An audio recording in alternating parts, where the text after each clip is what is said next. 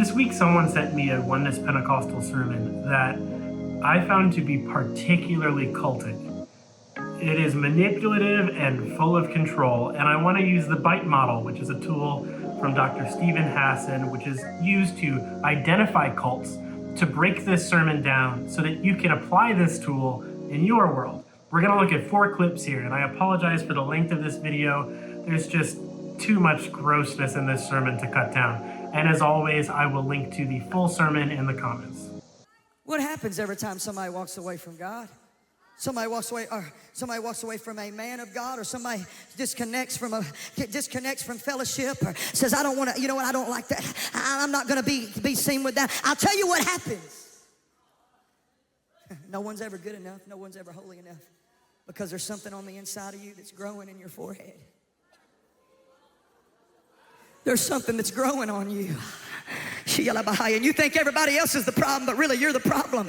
You think everybody, I don't want to fellowship with them, and if they go in the restaurant, I got to go the other way. Hey, let me tell you here today, I'm preaching a message that will save a young preacher's ministry here today.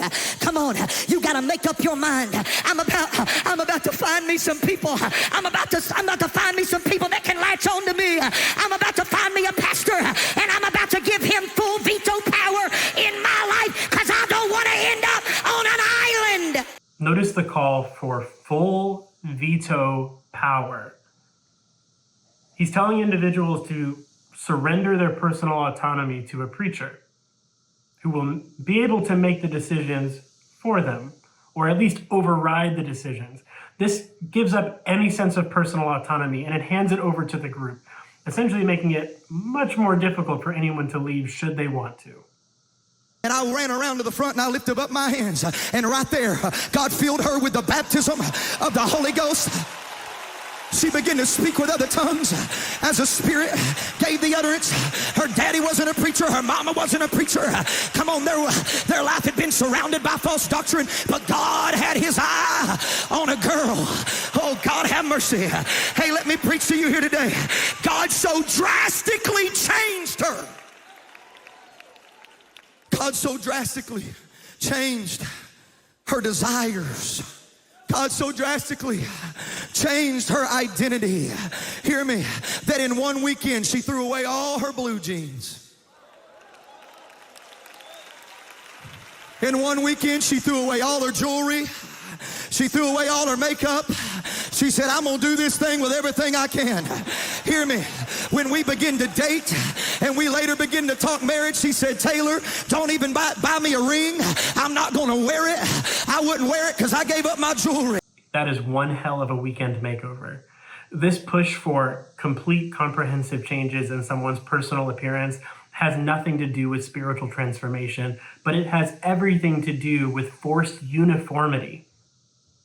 This push for extra biblical standards, which is what they call them, really is about stripping an individual's personal identity and expression. And these are critical red flags for anyone who wants to get out of or study cults or high control groups. We have traveled far and wide, and I need you to know that the strongest and the fastest growing churches among us are not the ones that are dumping their convictions. They are not the ones that are trying to resemble some other denominational movement. I'm not trying to look like nobody else. I'm not trying to resemble anything else. There's something beautiful about the beauty of holiness. Come on, the churches that are thriving and the churches that are growing are the churches who are pastored by men, both young and old, who push prayer, they push praise, they push personal evangelism. Hear me, and they are not afraid to show their people the lines by explaining both inward and outward holiness. Quit saying that you want old-time revival if you want to blend in with worldliness. Okay, so this emphasis on preachers or men of God drawing the lines for individuals, and again, we're speaking about extra-biblical holiness standards here. This touches on both thought control and emotional control.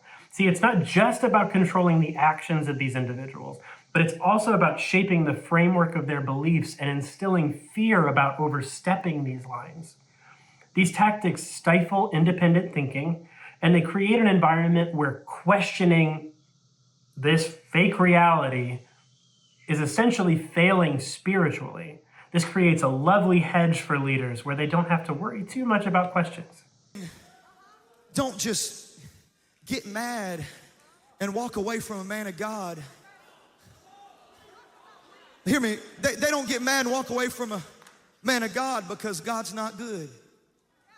They walk away because they fall into idolatry. An idolatry of self, where they look and they say, I don't need a priest. I don't need a man of God. I don't need a pastor. I'm just gonna do this on my own. So in this last clip, we see this made-up narrative that departing or questioning the man of God equates to self-idolatry. This exemplifies, yet again, thought control and emotional control. It's designed to guilt an individual and to silence their dissent before it arises. That is called a thought-stopping technique. This is a particularly insidious way of ensuring that these followers feel morally obligated to conform to the norms of the group. It's particularly disgusting considering that it ignores the reality that many who are leaving this particular group and groups like it are leaving because these men of God are covering up horrible things in their churches which run like fiefdoms. So I hope that using the bite model here has helped to highlight how manipulation and control manifest in sermons like this. Understanding these signs is absolutely crucial to recognizing when a spiritual group or community shifts from guidance to control. Remember, empowerment is the essence of true spiritual leadership, not control. Be well.